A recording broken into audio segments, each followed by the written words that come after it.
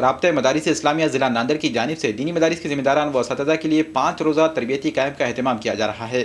دیگلو ناکے کے مدرسہ عربیہ تجوید القرآن میں 5 روزہ نظام العمل عنوان کے تحت ایک کیمپ کا انعقاد کیا گیا۔ 27 سے 31 جنوری تک چل رہے اس کیمپ میں دکن کے نامور علماء کرام کی رہنمائی حاصل کی گئی ہے۔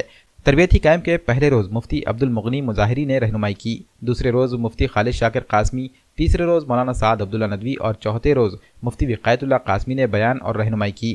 کیمپ کے 5ویں دن ادارے اشرف العلوم حیدرآباد کے ناظم مولانا محمد عبد القوی کیمپ میں حصہ لیں گے۔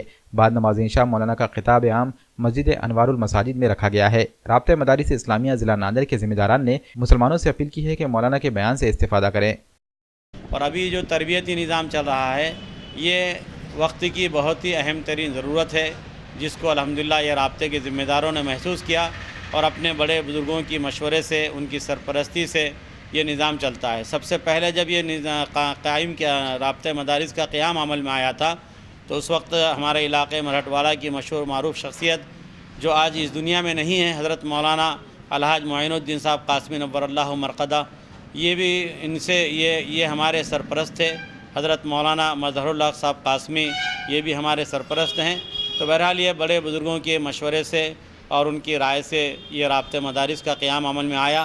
آپ حضرات سے بھی گزارش ہے کہ آپ دعا فرمائیں کہ اللہ تعالی ہم سب کو جو ہے اخلاص اور الہیت کے ساتھ کام کرنے کی توفیق عطا فرمائے۔ اور جو مدارس کے رابطے کا جو اجلاس ہوا یہاں پر ابھی جاری ہے، اور جیسا کہ ہمارے رفیق مکرم نے ابھی بات جو بتلائی تفصیلی طور پر، اللہ تعالیٰ اس کو قبول فرمائے، اور یہ انتہائی ضروری چیز تھی، اور اس کے انشاءاللہ تعالیٰ بہترین ثمرات اور نتائج امت کے سامنے آئیں گے، اور خصوصی طور پہ انشاءاللہ مسلمان ناندیڑ کے لیے انشاءاللہ تعالیٰ یہ چیز کارآمد ہوگی، سارے مدارس والوں کے لیے، اور امید ہے اور توقع ہے کہ انشاءاللہ تعالیٰ آئندہ اس کے اندر اور زیادہ وسعت کی جائے گی، اور اطراف اکناف کے مدارس کو انشاءاللہ تعالیٰ جوڑا جائے گا تاکہ اس کی افادیت کا دائرہ وسیع سے وسیع تر ہو۔